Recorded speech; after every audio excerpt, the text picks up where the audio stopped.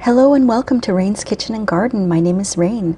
Today I'm making challah bread. This is part of my bread baking series where I'm baking every one of the 40 recipes from the Williams Sonoma collection recipe cookbook titled Bread.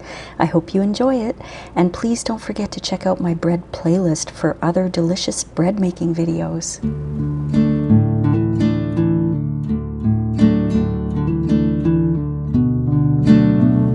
Alright, let's make some challah bread. In my large bowl here, I have 3 cups of all-purpose flour. That's 470 grams. And I'm just taking a fork and I'm going to make a little well in the center.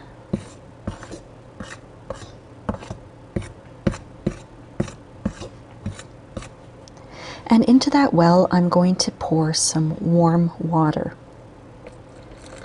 I have 1 1/4 cups, that's 310 mils, and I've heated this up to 105 degrees to 115 Fahrenheit, that's 40 to 46 Celsius. And I have some active dry yeast, 1 tablespoon or 10 grams, and I'm just going to sprinkle that onto the water.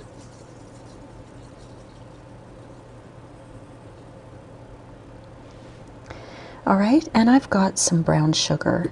Now I have a total of 4 tablespoons, but I'm going to put 1 tablespoon of the brown sugar in there. That's about 11 grams. And I'm going to reserve the rest of the brown sugar for later. So I'm just going to take my fork and kind of mix up that yeast. Make sure it's dissolved into the water.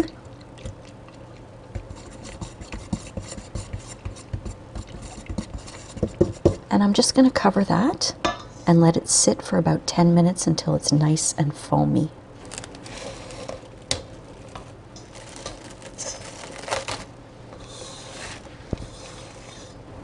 It's been about 7 or 8 minutes, and I can see through the cling film that my yeast is very, very foamy, so I'm really happy with that. So what I'm going to do now is add the rest of the ingredients, almost all of the ingredients. I mentioned before that I had a total of 4 tablespoons of brown sugar, that's 46 grams, but we already put 1 tablespoon in there, so I'm just going to add the rest. I have 2 large, lightly beaten eggs. The sugar and the egg is what makes the challah bread taste so yummy. And I have some light tasting olive oil. I have a 1/4 cup or 52 mils. Last but not least, I have some salt. 1 1/2 teaspoons or 13 grams. Now what I'm going to do is take my wooden spoon and I'm going to mix this all around until it gets kind of shaggy. In the original recipe it says until you have a shaggy mass. But the original recipe also calls for you to use a kitchen mixer, which I do not have. So I'm doing all of this by hand. And I will include a copy of the original recipe in the description below. I'll link that up for you in case you want to see what it looks like, you know, how they do it with the kitchen mixer. And I've changed a few things, you know, they use canola oil, I use olive oil, I use brown sugar too. And they call for poppy seeds or sesame seeds if you like, but I don't particularly like those in my bread. They get stuck in my teeth. Well, my dough doesn't really look like a shaggy mess, does it? But I'm going to continue on and see how this all comes together.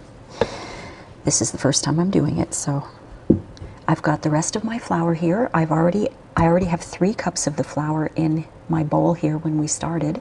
I have a total of 4 1/2 cups, that's 705 grams, and I'm going to add the flour a half a cup at a time, that's 75 grams at a time.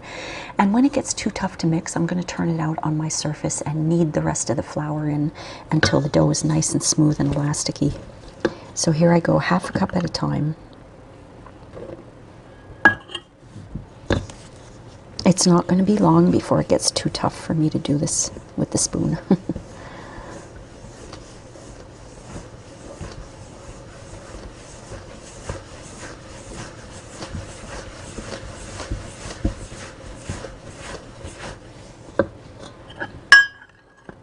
Sorry about the banging.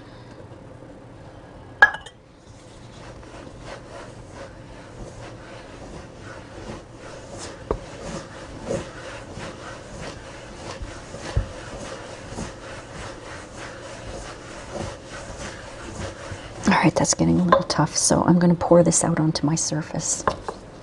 First, I'll put the rest of the flour onto my surface. And I have extra flour on the side here just in case I need it.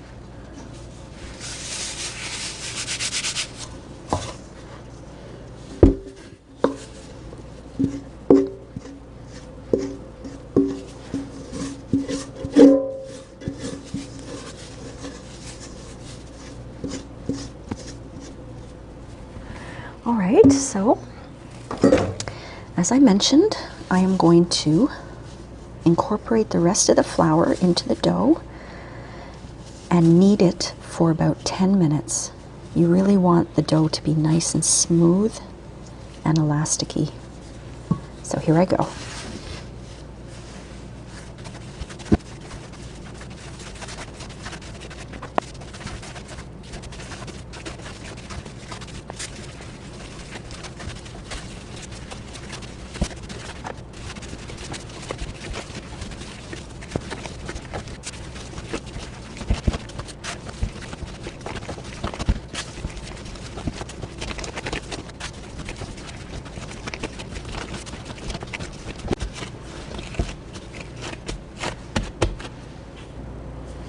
So here is my ball of dough. I just want to show you something.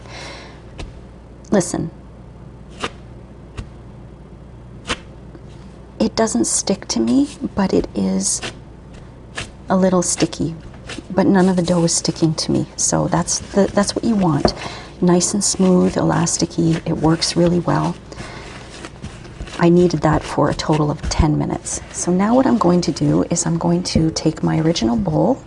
I've got some of that light tasting olive oil. I'm putting that in the bowl. And in goes the dough. And I'm going to turn it around a couple of times to make sure there's oil all over it. And then I'm going to cover it with cling film. And I'm going to let it sit in a nice warm spot for 1.5 to 2 hours until it doubles in bulk.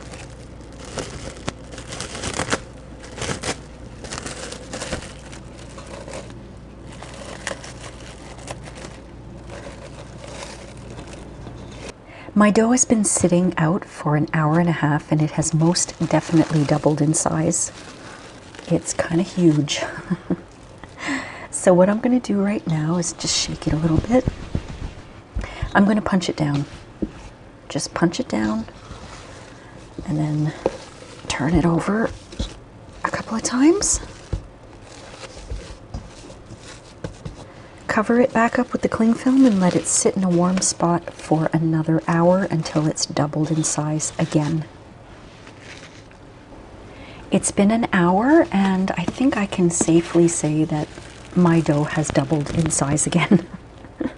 This yeast that I have is amazing. Okay, so I'm going to turn this out onto my surface. It should just pop right out. There it goes, pop. And I'm going to divide this into 3 equal portions. I'm going to use my scale to do this.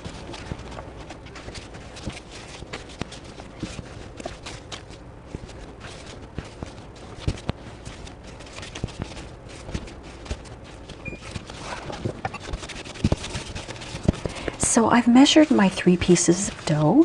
They're more or less the same weight. I'd like them to be as even as possible, so I'm going to put a few of them aside. And what I want to do is I want to roll it out to 14 inches long. And let me move this. I have measurements here on my baking mat, so I know it has to be about this long. And I'm rolling it. I'm not, flattening it. I'm just rolling it because we're going to braid these pieces. And it does shrink a little bit as you go, so I'm going to roll it out a little longer than 14. I'm going to roll it, that's about 15. So I'm going to do that with all 3 of them.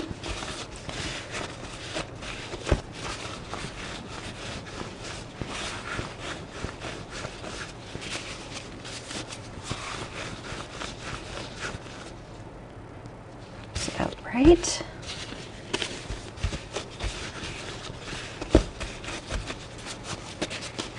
I'm wearing the gloves because I have a little paper cut on my thumb and I don't want to be touching food like that. And also there are raw eggs in here. All right, so now we're going to braid. Let me get these in place here. Okay. I don't know if you can see the whole thing, but I'll start here. I'll show you what I'm doing at the top.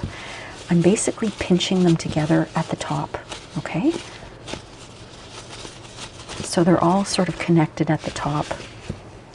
And then, without moving everything like I just did, I'm going to move these up so you can see what I'm doing. I'm going to braid. So, if you've ever braided before, you know how to do this. If you braided your hair before, or somebody's hair, looks kind of like a braid. And I'm going to pinch the end here too. Pinch and tuck. Why does that remind me of that movie Legally Blonde? What does she do? Bend and tuck? I don't remember. Okay, so there we go. We've got our braided loaf of challah. I'm just going to move this over to the side for a moment.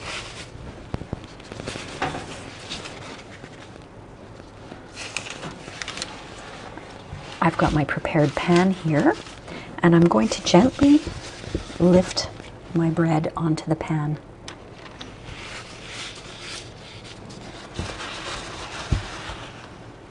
Doesn't that look nice? I've got a little egg wash here. This is one large egg, and I've added just about a spoonful of water, and I'm just going to brush the top with egg.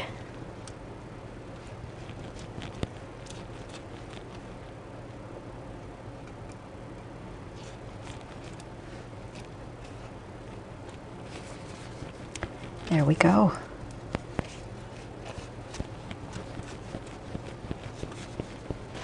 I've lightly oiled my cling film, and I'm just going to cover my loaf, and I'm going to let it sit here at room temperature for 40 minutes so that it has a chance to rise again.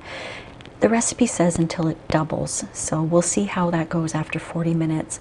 And in the meantime, I've preheated my oven to 350 degrees Fahrenheit. That's 180 Celsius or gas mark 4, just to make sure it's nice and hot when the bread is ready. Okay, let's check it out. 40 minutes later. Oh yes, this has doubled. That has definitely doubled. All right, so what I'm going to do now is I'm going to take that egg wash again, and I'm going to brush it one more time.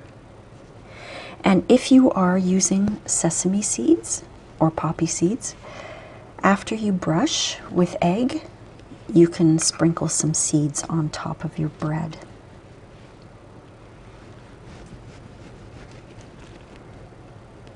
Oh, this smells really good. I can smell the egg and the sugar mix. I can't wait to eat this. I'm going to have to see if this will actually make it to the cooling rack before I break it open and eat it. All right, so that's done. I'm going to put that in my preheated oven for 40 to 45 minutes until it gets a deep golden brown color.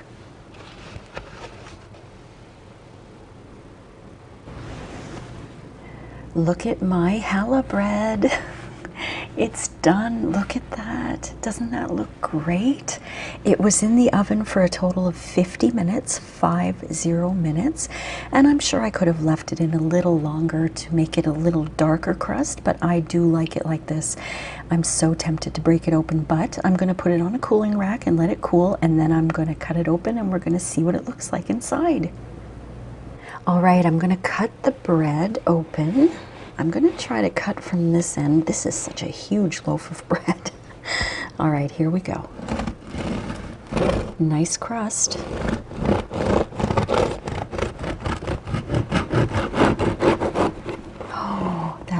great inside. Look at that.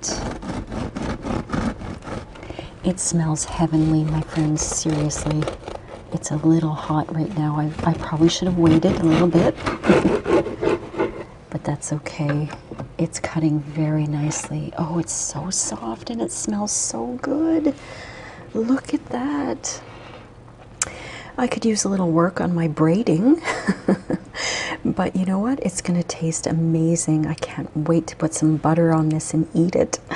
I hope you enjoyed this video today, my friends, and if you did, please like and subscribe, and don't forget to leave a comment. I love hearing your comments, and I do reply to them. Thank you so much again for watching. I'll see you next time on Rain's Kitchen and Garden. Bye!